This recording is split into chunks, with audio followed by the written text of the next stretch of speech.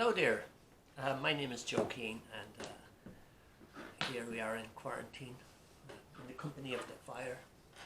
And like many days gone by, of course, a lot of people lived in rural Ireland with the company of the fire at night.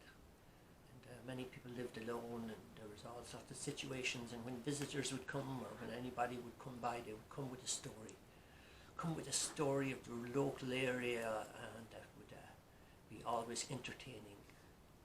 So there's a few stories, little stories I've heard from Castle Island, the Sliabh area, and I'll share one or two of them with you and see how it goes.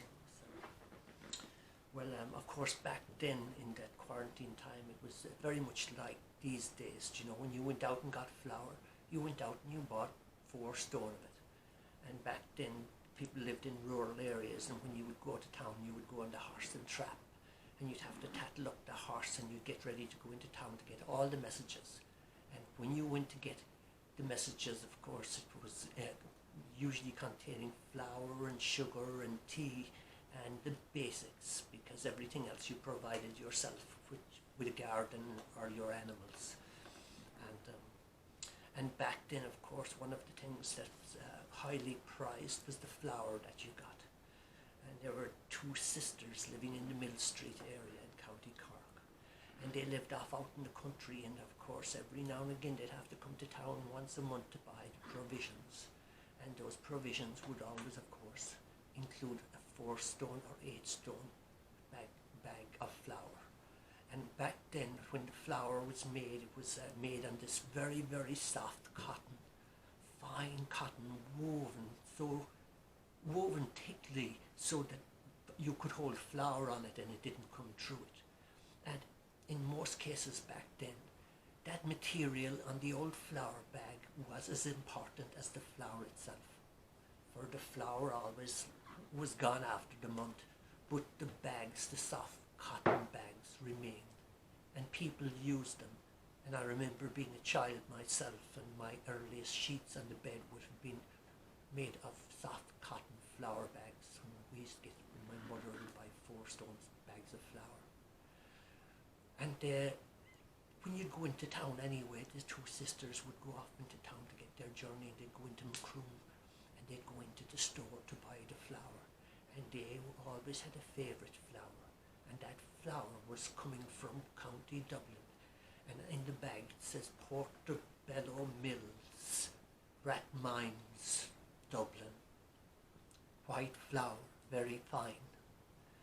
And they got a couple of bags of those, and they'd take those, and when the flour was used up, they'd make something out of it. And the 2 sisters anyway had sheets, of course, made from it, and the next thing they made were 2 good work dresses.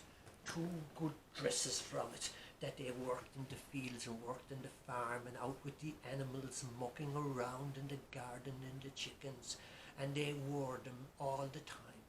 They wore them 6 days a week, and even sometimes they wore them at night if it was cold enough. And on Sunday they'd get dressed up, and they'd wash them on Saturday night and hang them out on the line. And they'd hang them out on the line, they'd be all ready again for Monday morning, after Sunday Mass and being in church and dressed up for Sunday. Well, they came back from Mass one day when the 2 dresses were hanging out on the line.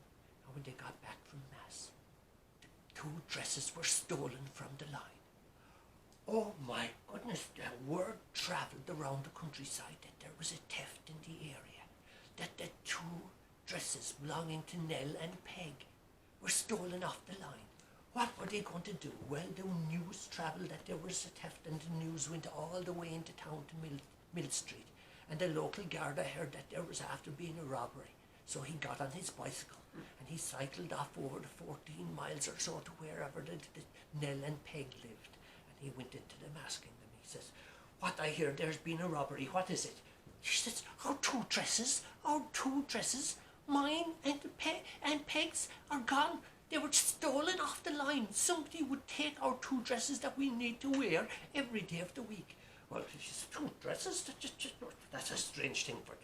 I need a better description. Well, they were made of flour bags, of course. They were made of flour bags. But he said, well, that could be anything. Give us a better description, Dad. She says, I give you a better description. Pegs has portobello on the belly, and I have very fine on my behind.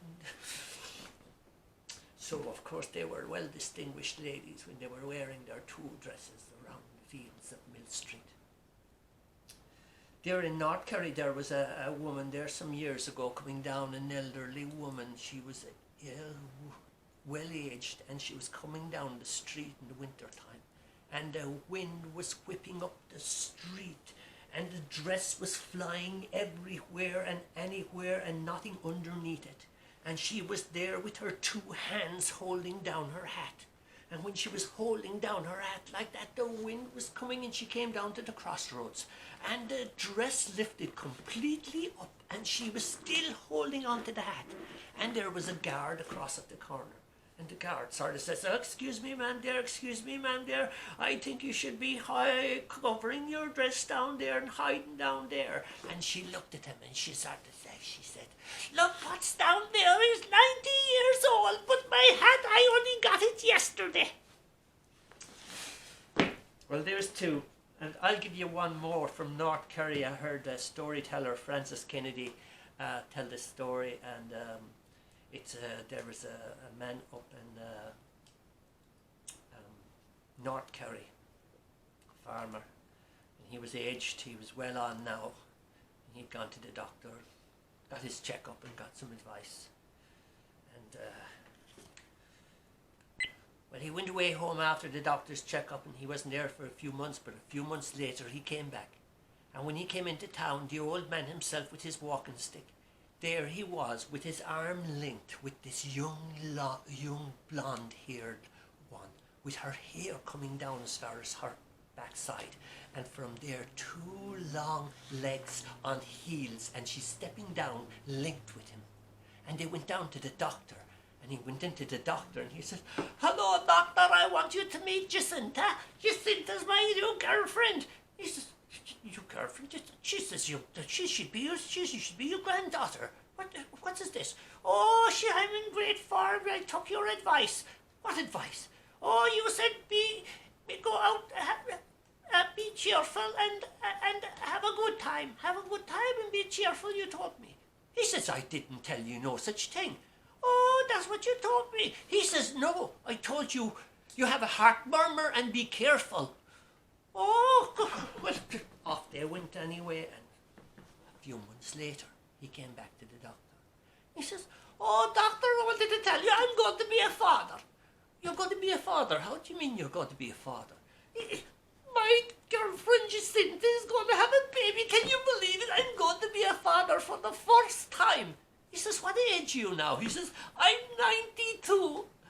92, he says, "I don't know about that. I'm going to be a father for the first time."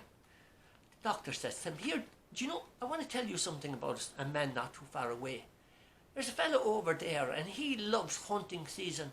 He loves hunting season. The minute hunting season is there, he's waiting with the shotgun cleaned and ready at the door. And he gets awfully anxious about it all, waiting for the first pheasant to come out. And there he was anyway, the right first day of hunting season, and he was in having breakfast on the table. And when he looked out the window, there was the finest pheasant that he had seen since last year. And he got up all of a sudden, he ran to the door, and he had the shotgun right there by the door next to the umbrella. And with such excitement, he went and he grabbed the umbrella, and he ran out the door, he picked it up, and he took a pull of the peg, and the umbrella opened up, and the shot rang out. The turkey was dead.